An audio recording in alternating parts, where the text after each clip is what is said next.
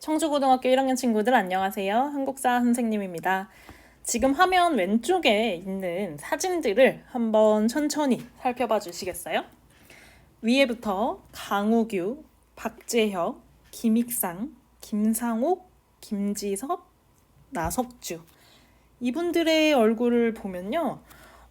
노인부터 강우규 선생님 같은 경우에 굉장히 노인이셨죠. 사진에서부터.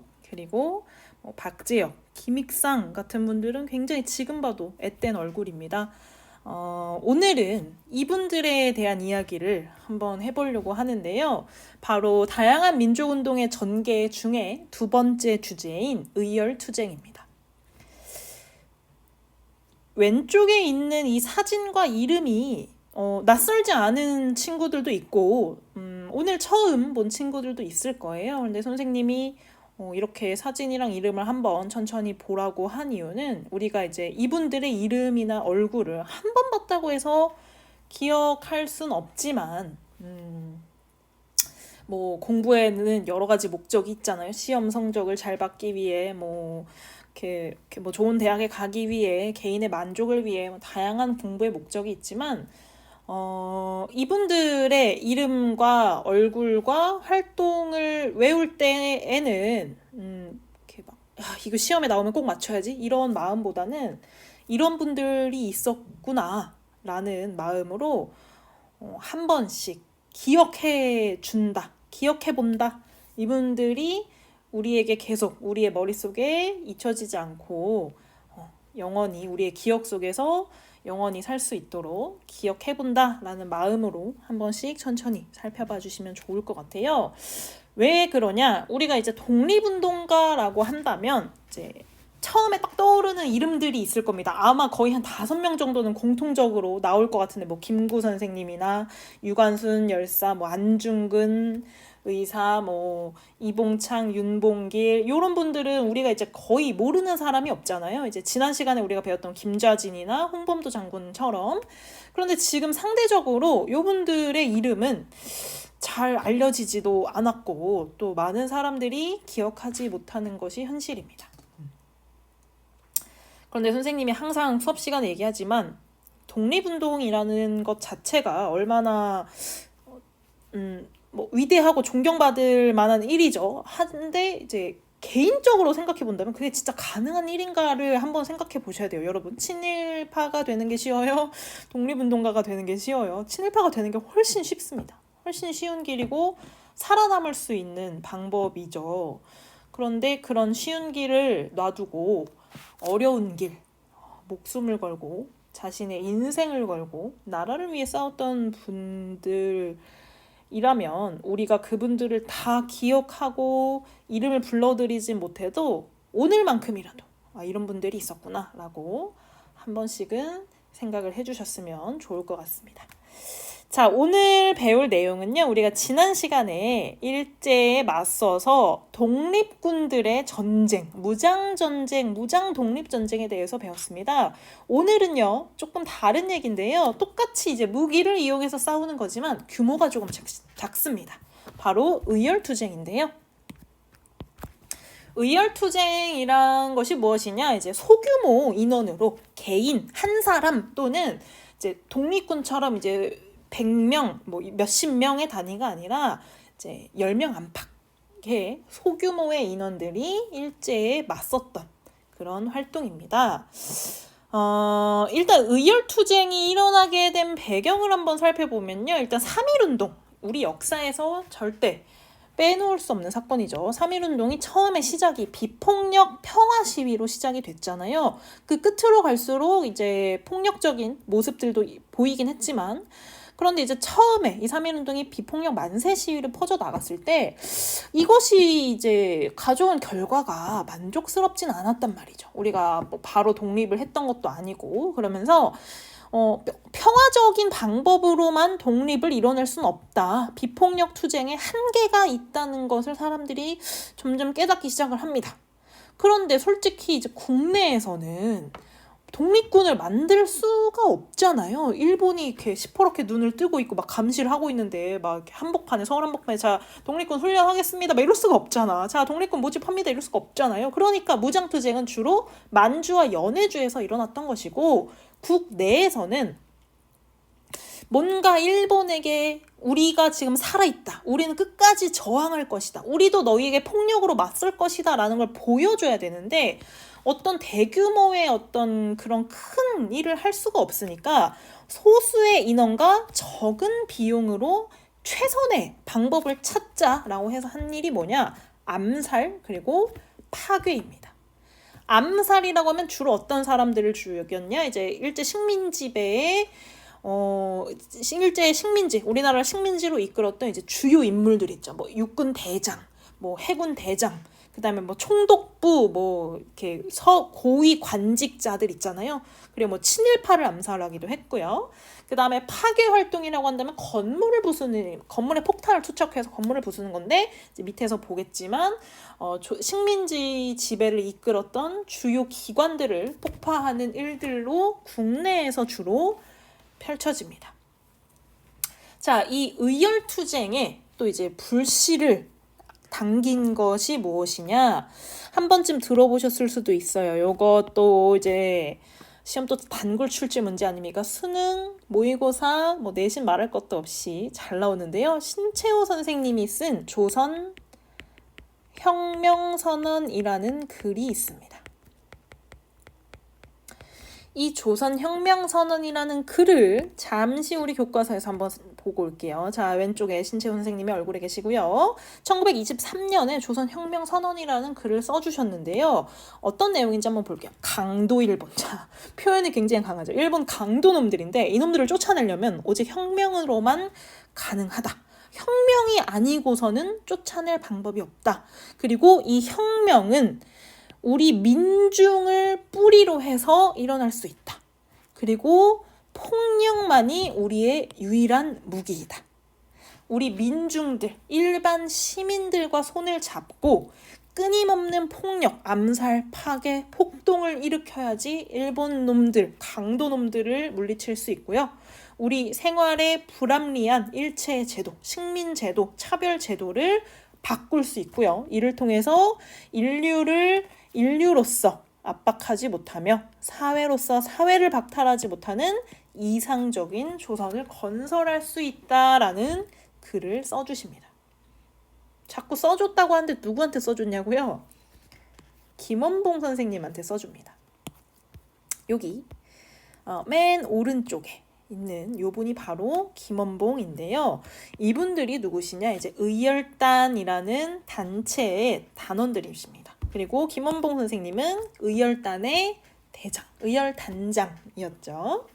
자, 이 김원봉 선생님이 의열단을 만들면서 이분들에게, 이 의열단원들에게 어떤 용기를 주는 어떤 의열단만의 어떤 정신이 담긴 글이 있으면 좋겠다 해서 신채호 선생님한테 부탁한 글이 바로 이 조선혁명선언입니다.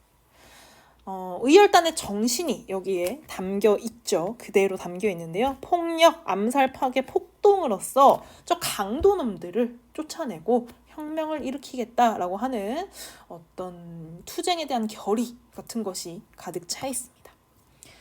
자, 그러면서 의열단의 활동에 큰 의미를 부여해준 그 글이 바로 조선혁명선언이다. 그리고 이런 의열투쟁을 했던 단체가, 대표적인 단체가 두 개가 있는데요. 국내에서는 의열단이 있고요. 국외, 특히 이제 중국 상하이에서 크게 활동했던 한인애국단이 있습니다. 요거는 이제 뒤에 임시정부 이야기하면서 다시 나올 겁니다. 자, 그러면 이제 본격적으로 국내에서 활동했던 이제 의열투쟁 어떤 것들이 있었냐? 자, 여기서부터는 이제 다양한 인물들과 다양한 인물들의 그 활동이 나오는데요. 선생님이 앞서서 말했지만 요 부분은요, 이거 외워가지고 시험 문제 꼭 맞춰야지 이런 자세보다는 이런 분들이 이런 활동을 했구나. 만약에 나라면 어땠을까? 그 마음이 어땠을까? 이 활동을 하기 전에 어땠을까? 나라면 할 수 있었을까? 어떤 마음으로 이런 일을 했을까를 한번 좀 생각해 보면서 들어보시면 좋을 것 같아요. 먼저 이제 의열투쟁의 첫 포문을 여신 분이 아까 사진에서도 맨 위에 있었던 강우규 선생님이십니다. 강우규 선생님 대한노인동맹단이라는 단체의 회원이셨는데요. 이 대한노인동맹단원의 단원으로서 이분이 하신 일이 뭐냐, 사이토라고 하는 사람이 타고 온 마차에 폭탄을 던지는데요. 이 사이토가 뭐 하는 사람이냐면 바로 조선 총독이었습니다. 제3대 총독. 이 사이토 마코토가 바로 3.1운동 직후에 우리나라에 이제 부임한 제3대 총독으로 문화 통치를 이끌었던 사람인데요. 우리가 앞에서 문화 통치 배웠죠. 얼마나 비열하고 기만적인지, 한국인들을 속이고 이간질하려고 했던 그런 통치 방식이었는지 이미 배웠습니다. 바로 그걸 이끌었던 사람이 바로 이 사이토라는 사람입니다. 3.1운동이 일어나자 이제 일본은 깜짝 놀랐죠. 야, 이거 무단 통치가 안 통한다. 그러면서 기존에 있던 2대 총독을 이제 해임하고 새롭게, 자, 네가 가서 한번 다시 해봐. 너는 이제 새롭게 한번 해봐 하고 보낸 게 이제 사이토인데요. 사이토가 이제 일본에서 배를 타고 와서 대한민국 땅에 도착해서 어디에 딱 처음에 내리냐면 남대문 역에 딱 내려요. 기차에서. 거기서 그가 타려고 하는 마차에 폭탄을 던집니다. 하지만 안타깝게도 사이토는 이때 죽지 않았어요. 그리고 이제 강우규 선생님은 바로 체포가 되고 사형 선고를 받게 됩니다.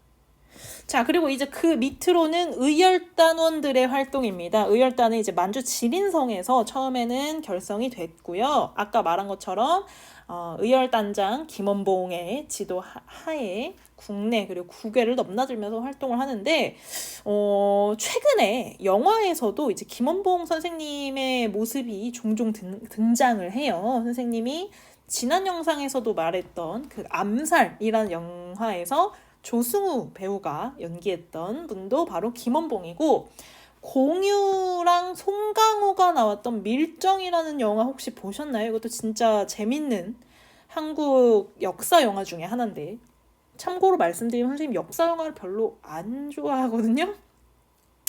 제가 추천해드린다는 건 정말 잘 만들었고 의미가 있는 영화입니다. 그 밀정이라는 영화는요, 특히 이제 우리나라 사람들한테 의열단원 그리고 김원봉이라는 인물을 굉장히 잘 알린 영화 중에 하나예요. 그리고 그 영화에서 김원봉 역할을 맡았던 게 이병헌 배우입니다. 이병헌 배우는 이제 실제로 그 영화를 촬영할 때 어떤 공식적으로 캐스팅된 게 아니고 카메오로서 이제 특별 출연으로서 영화에 참여를 한 건데, 굉장히 이병헌 배우의 그 존재감이 엄청난 영화입니다. 몇 장면 안 나오는데 진짜 와, 김원봉이 살아있으면 저럴 수도 있겠다, 이렇게 굉장히 카리스마 있는 모습으로 나오는데요. 자, 의열단. 너무 갑자기 영화 얘기로 빠졌네요. 자, 의열단원들이 어떤 활동을 했냐. 일단 박재혁 1920년 부산경찰서에 폭탄을 던집니다. 최수봉 밀양경찰서에 폭탄을 던집니다. 그리고 김익상, 놀랍게도 조선 총독부에 폭탄을 던집니다. 김상옥 종로 경찰서에 폭탄을 던집니다. 김지섭 일본 왕궁에, 일본에 가서 던진 거예요. 일본 왕궁에 직접. 그리고 나석주 동양 척식 주식회사 들어봤죠? 폭탄을 던집니다. 자, 이 의열단원들이 했던 활동을 보면 주로 이제 경찰서라든지 총독부라든지 일본 왕궁, 동양척식 주식회사 같은 일본 식민지배 중심기구에 폭탄을 던집니다. 왜 던진 거라고요? 그들에게 이제 우리의 뜻을 보여주려고. 우린 아직 살아있다. 우린 독립을 원한다. 너에게 끝까지 저항할 것이다. 우리가 무섭지? 이렇게. 당시 일본은요, 그 의열단 단장 김원봉을 굉장히 두려워했대요. 언제 어디서 나타나서 어디다 폭탄을 던질지 모르니까 굉장히 두려웠겠죠. 그래서 진짜 요새로 치면 이제 수천억 원에 달하는 현상금을 그에게 내겁니다. 김원봉 잡아오면 진짜 떼부자 된다, 이런 소문이 돌았겠죠. 근데 김원봉은 독립을 할 때까지 단 한 번도 잡히지 않아요. 어떻게 안 잡혔냐면 김원봉이 이제 뭐 주변 사람들의 회고록이라든지 본인의 말에 따르면 한 장소에 2시간 또는 최대 3시간 이상 머물질 않았대요. 2시간 이상 그 자리에 머물지 않았대요. 왜? 잡으러 올까봐. 누군가에게 나의 정보가 새어나갈까봐. 자, 근데 반대로 한번 생각해보세요. 그만큼 되게 치밀했구나, 이렇게 생각할 수도 있는데, 여러분 보통 하루에 몇 시간 정도 주무시죠? 뭐 짧게는 뭐 한 4-5시간, 길게는 뭐 주말에는 8시간 이상 자기도 하잖아요. 2시간 이상 머물지 않았다는 건 잠자는 것도 그랬다는 겁니다. 잠을 제대로 못 잤겠죠. 항상 주변을 경계하고 항상 곤두서 있고, 그러다가 뒤에 나오겠지만 이제 이런 의열투쟁을 하시다가 이제 중국 관내로 넘어가서 군사학교도 세우고 본격적으로 독립운동을 하다가 광복 이후에 한국으로 돌아와요. 고국으로, 그리운 고국으로. 원래 김원봉이 밀양 출신입니다. 그 영화에서도 나오지 않나요? 기억하실 분들 있을 거예요. 조승우 배우가 암살해서 나 밀양 사람 김원봉이요, 이렇게 본인을 소개하는 장면 나오는데요. 밀양 사람입니다. 고향으로, 고국으로 돌아오죠. 그리고 이제 아시겠지만 광복 이후에 우리나라는 굉장히 혼란했습니다. 그런 상황에서 선생님이 이제 나중에 영상을 하나 추천해주고 싶은데, 어떤 사태가 벌어지냐면 이제 광복을 했잖아요. 그러면 친일파들, 우리나라에 있었던 일본인들 다 어떻게 처벌을 받아야 되죠. 그런데 제대로 된 처벌이 이루어지지 않고요. 정부 수립 전까지는 그 자리에 그대로 그들이 그 자리를 지킵니다. 친일파들이 고위 공무원의 자리를 지키고요. 이 경찰서에다 폭탄을 던진 이유는 뭐냐면 이 경찰들이 하는 일이 독립운동가들을 잡아서 고문하는 일을 하거든요. 특히 이 종로경찰서. 정말 악덕 친일 경찰들의 소굴이었습니다. 그 중에서 유명한 사람이 누구냐? 바로 노덕술이라는 사람인데요. 이 사람은요, 일제강점기에 고문 기술자로 이름이 불려져요. 고문 기술자. 얼마나 고문을 잘하는지, 얼마나 끔찍한 고문들을 해대는지, 그가 개발한 새로운 고문들이 얼마나 많았는지, 그런 식으로 독립운동가들을 처참히 같은 민족을 짓밟았던 그 노덕술이 광복 이후에 독립운동가들에게 처벌을 받은 것이 아니라 그 경찰을 그 자리에 있으면서 어떤 일을 하냐면 자기 부하한테, 광복 이후입니다. 광복 이후에 부하한테 죄송해요.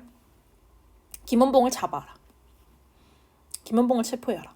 해서 뺨을 때립니다.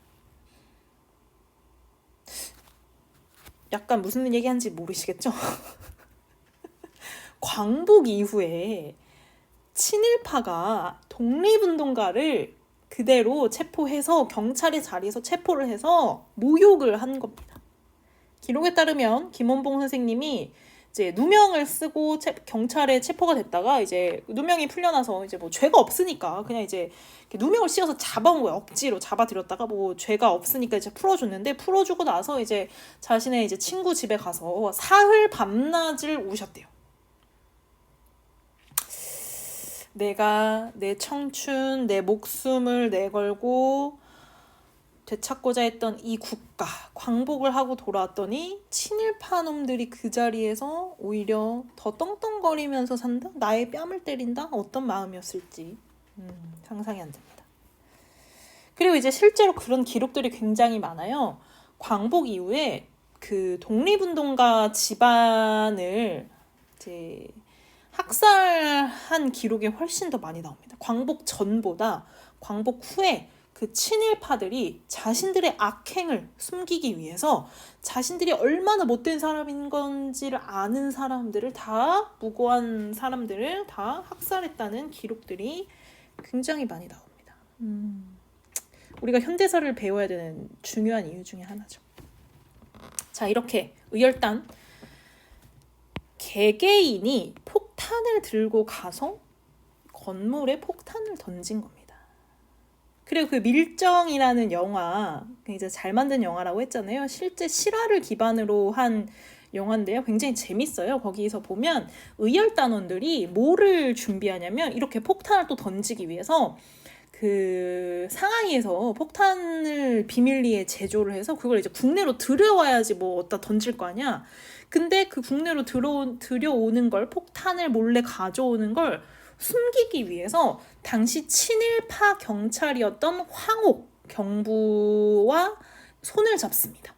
아니, 친일파 경찰이랑 의열단원이 손을 잡았다고요? 그러니까 한마디로 그 영화에서는 그 송강호가 그 역할을 하는데 굉장히 그 일제에 충성하는 인물로 나와요. 초반에는. 그러다가 이제 의열단원들을 만나면서 인간적인 교류를 하는 겁니다. 솔직히 친일파, 근데 또 이런 표현은 어떨지 모르겠다. 사람이라는 게 물론 정말 나쁜 사람들도 있습니다. 정말 착한 사람들도 있고요. 그런데 여러분도 여러분의 모습을 보면 알겠지만 사람이라는 게 항상 착할 수도 없고 항상 나쁠 수도 없고 사람은 항상 변화하는 존재잖아요. 마음이라는 게 수시로 바뀌잖아요. 그래서 그 영화에서도 송강호가 굉장히 입체적인 인물로 표현이 돼요. 황옥이라는 그 실제 경찰이 처음에는 일제에 충성하는 인물로 나오다가 그래서 의열단원을 잡으려고 하다가 오히려 그들을 도와주게 됩니다. 폭탄을 국내로 반입시키는 그런 역할을 하게 됩니다. 그러면서 영화 마지막에는요. 어떤 학생이 가방에 폭탄을 싣고 자전거에 그 가방을 실은 다음에 어디로 쭉 가. 어디냐면 조선 총독부입니다. 폭탄을 던지는 모습은 나오지 않지만 그리고 그 영화 초반에는 이게 시간 순서는 좀 각색이 됐지만 그 영화 초반에는요. 김상옥 선생님의 그 추격신이 나오는데요. 김상옥 열사가 이제 영화 초반에 이제 독립운동 자금을 마련하기 위해서 친일파 부자를 찾아가서 이제 문화재를 주면서 이거 좀 사달라, 우리 독립 자금에 쓰게 지원 좀 해달라라고 하는데 그 사람이 이제 일본 경찰에 몰래 신고를 한 거야. 그래서 그 부자 집 바깥에 그 경찰들이 쫙 둘러싸이고 김상옥을 체포하기 직전에 이제 김상옥이 당시 기와집 지붕을 뛰어다니면서 종로에서 동대문까지 그 추격전을 벌였다고 해요. 그러면서 이제 몸에 수십 발의 총알 자국이 있는 상태에서도 끝까지 저항을 하다가 마지막에 이제 대한독립 만세를 외치면서 자결을 하는 모습으로 나오는데 영화 스포한 것 같은데 이왕 스포 당한 김에 한번 보시기 바랍니다. 말이 길었는데요. 그만큼 의열단원들의 그 활동이 굉장히 인상적인 부분들이 많아요. 자, 그리고 의열단원은 아니었지만 단독거사, 개인으로 어떤 단체 회원이 아닌 단독으로 조명하 선생님은요. 타이중 의거를 합니다. 타이중이 어디냐? 이제 대만에 있는 지명인데요. 대만이 그 당시에 우리나라처럼 일본 식민지였어요. 그런데 일본은요. 우리나라랑 대만이랑 식민지배 방식이 좀 다릅니다. 아무래도 우리나라는 일본이랑 어떤 계속해서 역사 속에서 라이벌의 관계였고 바로 옆에 있고 또 일본은 우리를 누르고 싶어 했어요. 하지만 이제 대만이랑은 굉장히 좀 우호적인 관계로 식민지배를 합니다. 이제 어느 정도 좀 자치를 좀 허용하기도 하고 그래서 이제 지금도 대만에 가면 일본 문화가 많이 굉장히 보편화되어 있어요. 그리고 일본인들을 좋아하기도 하고요. 자, 근데 이제 타이중에 왜 갔냐면 이 타이중에 원래 조명하 선생님이 중국으로 가서 독립운동을 하려고 하시다가 이제 대만에 가시게 된 거죠. 근데 그 대만에서 누구를 만나게 되냐? 당시 일본 천황이었던 히로히토의 장인이자 이 장인 역시 일본의 육군 대장 출신이었습니다. 이제 군인 간부였어요. 그러니까 이제 식민지배의 우두머리였던 거지. 그래서 그 사람이 차에 타는 순간을 기다렸다가 그 행렬 속에서 몸을 숨기고 있다가 차에서 탈 때 습격을 해서 독이 묻은 검으로 그 천황의 장인을 찌릅니다.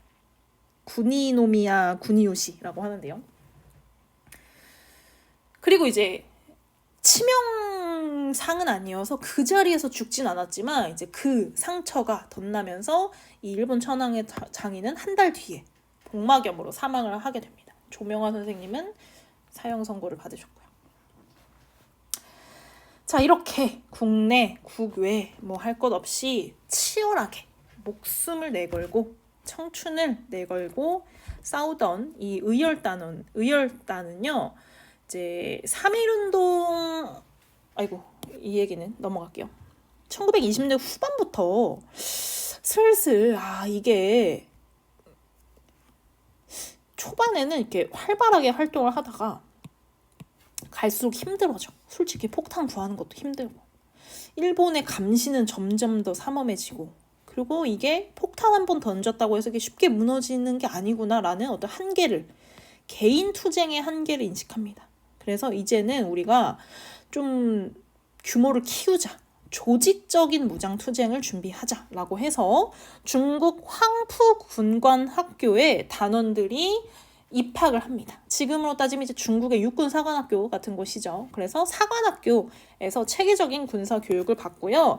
이들을 중심으로 이제 중국 국민당 정부의 지원을 받아서 중국 내에 조선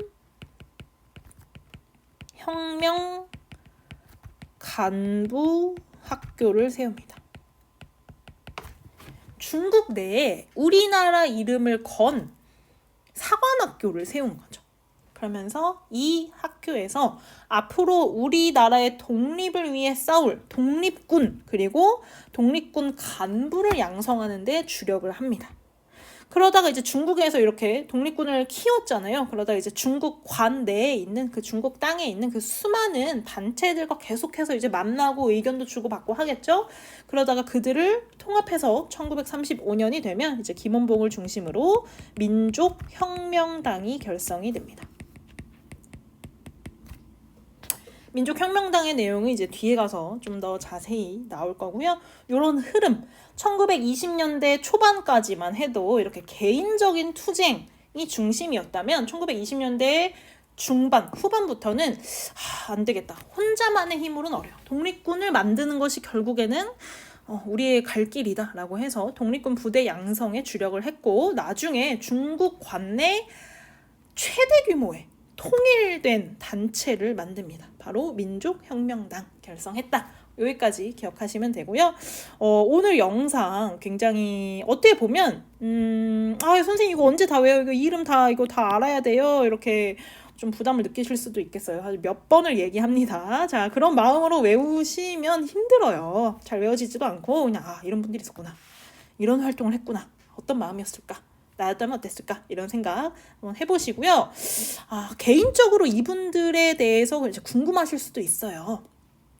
어떻게 이런 활동을 했는지, 김원봉이란 사람 누군지, 김상호 결사는 어떻게 그렇게 동대문을 뛰어다닐 수 있었는지 궁금하신 분들은 이 개개인의 인물에 대한 역사도 굉장히 재미있고 또 여러분의 삶의 어떤 나침반이 될 수 있습니다. 한번 찾아보시고 그것도 이제 또 하나의 역사 공부니까요.